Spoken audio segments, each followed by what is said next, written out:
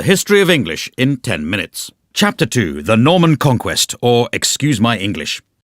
1066. True to his name, William the Conqueror invades England, bringing new concepts from across the Channel like the French language, the Doomsday Book, and the duty-free Gauloise multipack. French was de rigueur for all official business, with words like judge, jury, evidence and justice coming in and giving John Grisham's career a kick-start.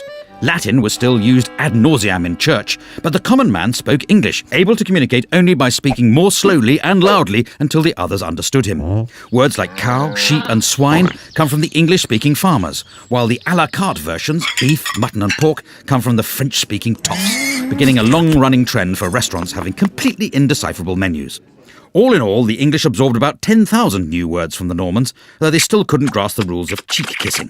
The bonhomie all ended when the English nation took their new warlike lingo of armies, navies and soldiers and began the 100 Years' War against France.